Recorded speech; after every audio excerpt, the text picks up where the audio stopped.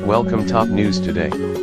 President Trump visited Utah last week to announce that his administration was reducing the size of two major national parks, Barriers National Monument and Escalante National Monument, by more than 80% and 45% respectively.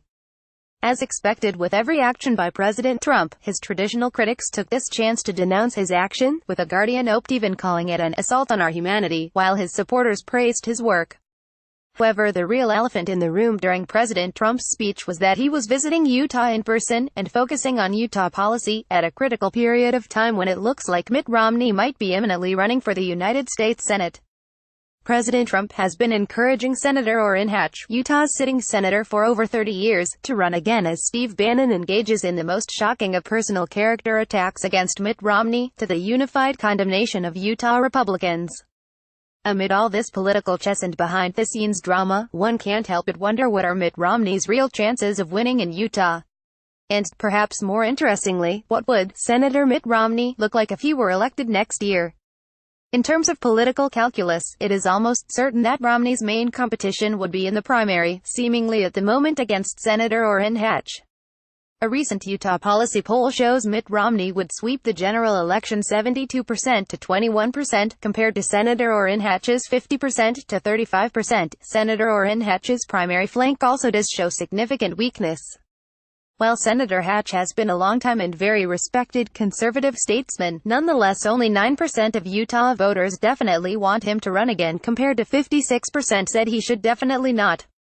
While polling of Romney against Hatch has been sporadic, due in part to manners, as Senator Hatch has indicated he may step aside if Romney decides to run, nonetheless it has shown that Romney would likely fare well among Utah Republicans against Senator Hatch.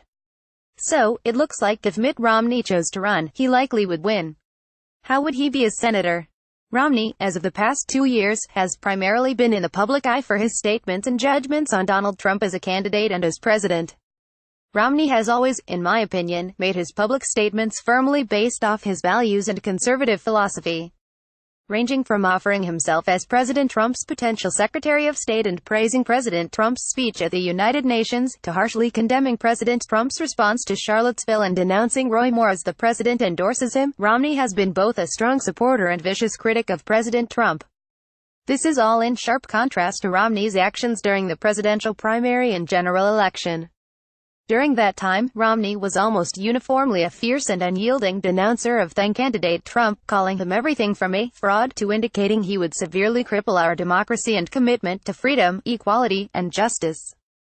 As senator, we can likely expect the Romney of the present to continue on, a critic of President Trump when he strays from traditional conservative values, and a strong supporter when he sticks to them.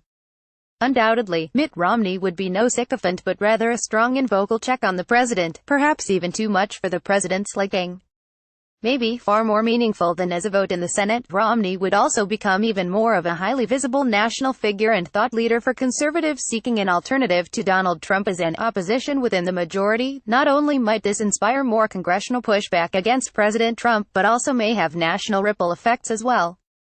As Republicans and conservatives decide what kind of brand and platform to embrace over the upcoming few years, ranging from populist nationalism to traditional conservatism to a hybrid conservative populism, Romney would be a rekindling of traditional conservative values that seemingly have declined since the Bush years.